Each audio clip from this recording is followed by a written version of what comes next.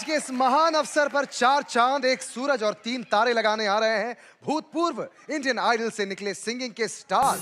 अपना संगीत के माध्यम से दर्शक के सामने पहुंचावे के कोशिश करते हैं, वो जरूर वह सब ध्यान से सुनना, अन्यथा मतलब गंभीरता से सोचा जरूर बात के बाकी नहीं।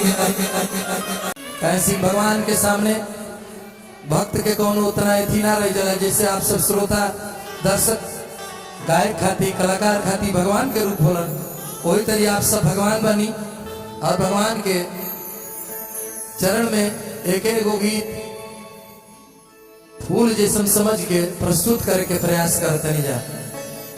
अगर गलती हो जाए तो क्षमा करब सब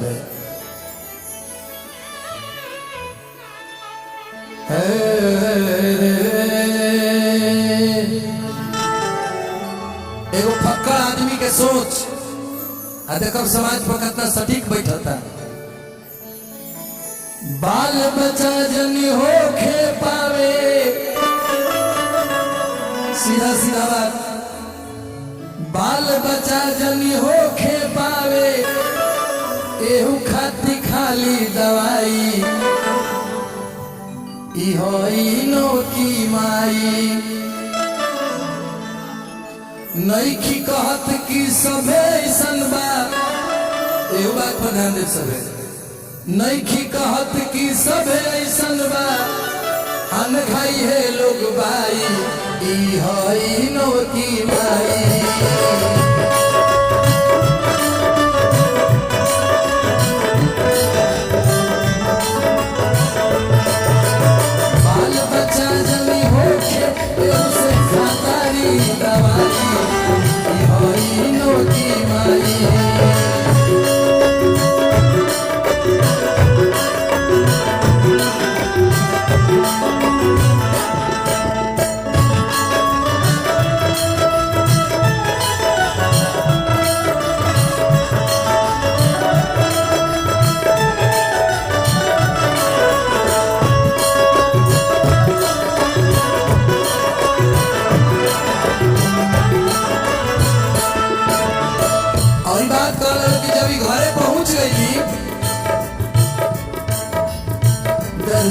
का सभे दिलाला मर्द के ना चले मसाला,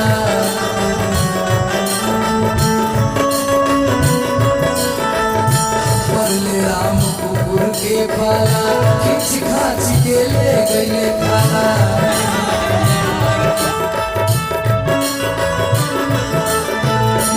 घर से सभे दिलाता, ऐसा रूप लेके घर नहीं आई भाई, जागे देली, ना जागे देली, लोग गईले जुड़ाई, नोटी भाई।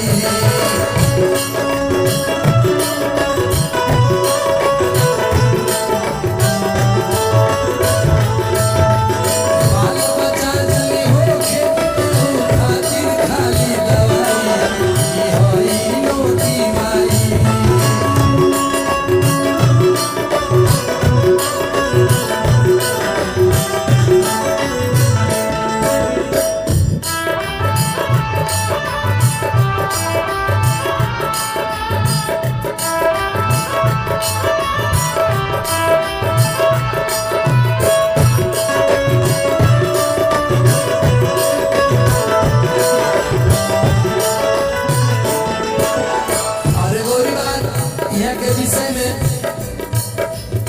पुरुआ पछुआ जब दिन चढ़ जाला,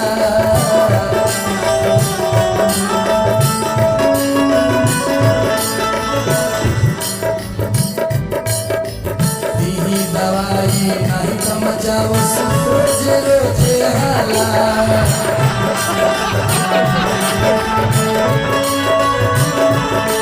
जब दिन चढ़ जाला तो पुरुआ पछुआ स्लोता, लिखल कमला से नहीं निकल, लिखल कमला से नहीं निकल, ना ओरियाई, नोटी भाई। बच्चा जनी हो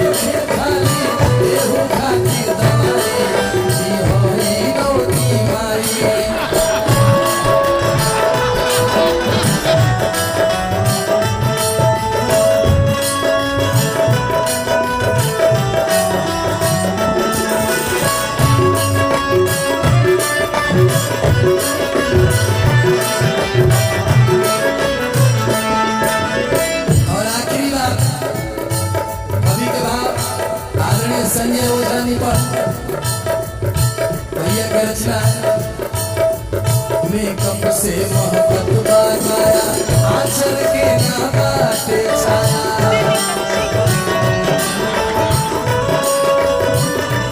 आदना मेकअप में रहता लोग मेकअप से मोहब्बत बगाया आंचल के ना बाटे छाया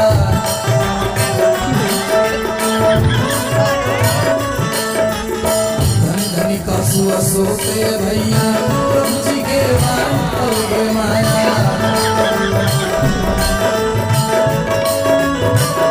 आए गोरी बात